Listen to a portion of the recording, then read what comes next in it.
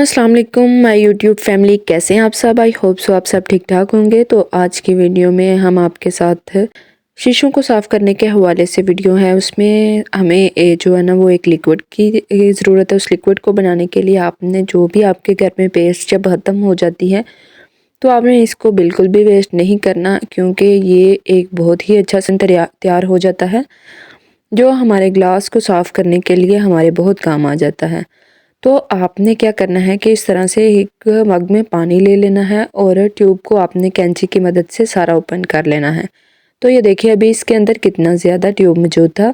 तो इससे एक बहुत ही आपने इसको इस तरह से बिल्कुल खाली कर लेना है और ये हमारे पास एक बहुत ही ज़बरदस्त सा सॉल्यूशन तैयार हो गया है।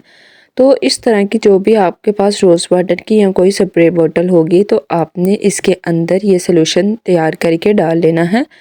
तो ये हमारे ग्लास को साफ़ करने के लिए हमारे बहुत ही काम आएगा। तो आपने इसको क्या करना है कि अपने पूरे ड्रेसिंग के ऊपर, पूरे शीशे के ऊपर आपने इसको स्प्रे की मदद से स्प्रे कर लेना है। और स्प्रे आपने इतना करना है कि जो कि ज़्यादा नीचे ना बहे, यानी पानी जो है वो नीचे ना बहे। जस्ट आपने टैप टैप करके 2-3 दफ़ा इस तरह से स्प्रे कर लेना है। तो इस तरह हमारे जितने भी दाग धब्बे होंगे हमारे शीशे के ऊपर, अक्सर औक़ात गंदे हाथ लगने की वजह से, चिकनाहट वाले हाथ लगने की वजह से ऊपर कोई ना कोई चीज़ जम जाती है या कोई चीज़ गिर जाने की वजह से, जैसा कि जिस घर में बच्चे होते हैं तो वो अक्सर औक़ात गंदे हाथ लगा देते हैं जो बहुत ही बुरे लगते हैं। तो इस तरह से आपने सारे स्प्रे करके जहाँ पे भी आपको दाग लगे उस पे स्प्रे कर देना है पानी का। उसके बाद आपने न्यूज़पेपर को ले लेना है, एक अखबार ले लेनी है, उसको आपने इस तरह से फ़ोल्ड करके तो पूरे शीशे के ऊपर अच्छी तरह से आपने लगा लेना है। इतना लगाना है कि इसके ऊपर जो पानी के दाग हैं या जो भी हमारा सॉल्यूशन बना हुआ था उसका कोई भी जो स्टेन है वो ना रहे और जितने भी दाग धब्बे थे शीशे के ऊपर वो सारे के सारे रिमूव हो जाएं। तो अखबार की मदद से साफ़ करने से ये हो जाता है कि इसके ऊपर किसी किस्म की हराश नहीं आती और हमारा जो भी ग्लास होता है, हमारा शीशा जो होता है वो बहुत अच्छी तरह से साफ़ हो जाता है। तो सिर्फ़ शीशा साफ़ कर लेना ही ड्रेसिंग पे काफ़ी नहीं होता, बल्कि उसके नीचे का एरिया जो है वो भी साफ़ हो तो तब की जो हमारा ड्रेसिंग है वो बिल्कुल साफ़ लगेगा। तो उसके बाद इसी स्प्रे की मदद से आपने इसको साफ़ इस तरह से ऊपर स्प्रे करना है। देन आपने कोई भी कपड़ा ले लेना है और इस कपड़े की मदद से आपने पूरे ड्रेसिंग के ऊपर सफाई कर लेनी है। तो जिसके भी इस तरह के डिज़ाइन हो फर्नीचर के, उसके लिए बहुत ही मुश्किल होता है फर्नीचर को साफ़ करना, क्योंकि ये इस तरह से जो इसकी लाइनें हैं ना इसमें फंस जाता है और इतना मुश्किल होता है इसको साफ़ करना। मैं तो एक टूथब्रश लेती हूँ, लगा लिया कोई चीज़ ब्रश के ऊपर लगा के, फिर उसके साथ मैं इसकी सफाई कर लेती हूँ। पहले मैंने एक ब्रश लेके उसके साथ इसके जो सारे जो भी ये डिज़ाइनिंग लाइनों में बनी हुई है वो साफ़ कर ली है।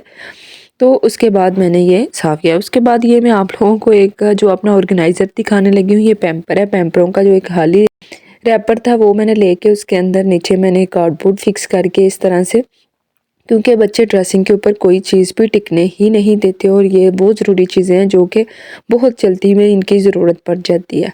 तो इसलिए मैंने क्या किया कि इसमें सारी चीज़ें डाल दी हैं। तो उसके बाद आपने ये करना है कि उसकी जो भी सॉल्यूशन है उसकी मदद से आपने पूरे जो ड्रेसिंग एरिया है उसके ऊपर, ये दराज़ों के ऊपर इस तरह से आपने स्प्रे करना है। देन आपने अच्छी तरह से कपड़े के साथ रगड़ के इसको साफ़ कर लेना है। तो इससे क्या होगा कि हमारा जितना भी इसके ऊपर गंद होगा, जो भी इसके ऊपर स्टेन्स होंगे फर्नीचर के ऊपर, वो सारे के सारे रिमूव हो जाएंगे। बाकी मैं अपने फर्नीचर की सफाई किस तरह से करती हूँ, इसकी चमक को बहाल रखने के लिए मैं कौन सा ऑयल यूज़ करती हूँ, कौन कौन सी चीज़ें यूज़ करती हूँ, इसके बारे में मैं डिटेल से वीडियो बनाऊँगी। वो मैं आप लोगों के साथ ज़रूर शेयर करूँगी, क्योंकि ये चीज़ें ऐसी हैं जो कि हमने एक दफ़ा ख़रीद ली। अब ये तो नहीं कि रोज़ रोज़ हमने इसी पे पैसे लगाते रहना। तो जो हमारे पास चीज़ें हैं हमने उसी का ही ख्याल रखना है। तो इसका ख्याल रखने के लिए हमें इसकी ज़रूरत भी होती है कि इसको हम चमकाएँ और इसका ख्याल रखें। उसके बाद आपने ये इस तरह का जो वेलवेट का कपड़ा होता है ना वो ले लेना है और उसको आपने पूरे ड्रेसिंग एरिया पे इस तरह से लगा लेना है। और इसका ये फ़ायदा हो जाएगा कि ज़रा भी नमी नहीं रहेगी, क्योंकि जब इसके ऊपर नमी होती है तो जो हमने इसके ऊपर शीट वगैरह भी डाली होती है वो भी ख़राब हो जाती है, और नमी की वजह से जब शीट ऊपर डाले या उठाने पे एक अजीब सी स्मेल आने लग जाती है, चिपचिपाहट सी होने लगती है। तो इसलिए आपने इस कपड़े की मदद से अपने शीशे को अच्छी तरह से साफ़ करना है और इस कदर ज़ोर से रगड़ना है कि इसके ऊपर आपको नमी जो है वो ज़रा भी नज़र ना आए।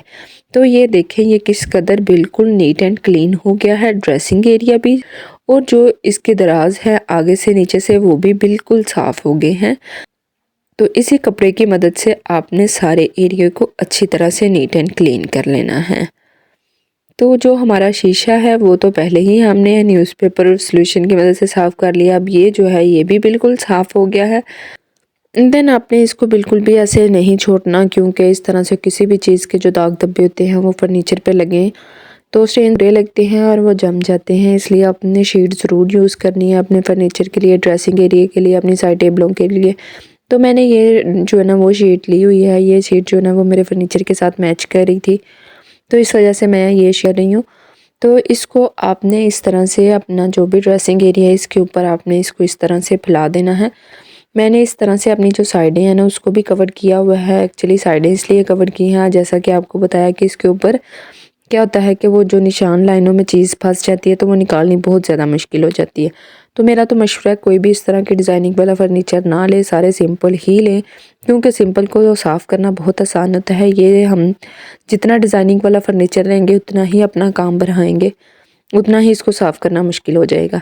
तो उसी कपड़े की मदद से आपने शीट के ऊपर भी लगा लेना है, क्योंकि ये गीला कपड़ा है जो कि मैं इसके ऊपर लगा रही हूँ ताकि ये भी साफ़ हो जाए। देन आपने इसके ऊपर कोई ड्राई कपड़ा जो है ना वो एक दफ़ा लगा लेना है। उसके बाद ये है कि बच्चे हैं वो शीट खींचते हैं और बार बार नीचे फेंक देते हैं, तो मैं क्या करती हूँ कि एक इस तरह से डबल टेप जो है ना उसके 2 पीस छोटे छोटे कट करके साइडों पे मैं डबल पे टेप को फिक्स कर देती हूँ। तो इससे ये होता है कि बहुत अच्छी ग्रिप हो जाती है चीज़ की, और ये बच्चों के साथ खींचेंगे। पहले भी ये देखे मैंने टेप के साथ इसको फिक्स किया हुआ था, तो बहुत अच्छी तरह से ये फिक्स हो गई थी कि बच्चे खींचते भी थे तो ये नीचे नहीं थी, मतलब ये खींची नहीं थी जाती। तो ये है कि आपने डबल टेप की मदद से इसकी दोनों साइडों को अच्छी तरह से फिक्स कर लेना है। तो ये हमारी बहुत अच्छी तरह फिक्स हो जाएगी, मतलब पंखा वगैरह चलाने से या खींचने से या इधर उधर खिसकेगी नहीं। डबल टेप लगाने का ये फ़ायदा हो जाएगा।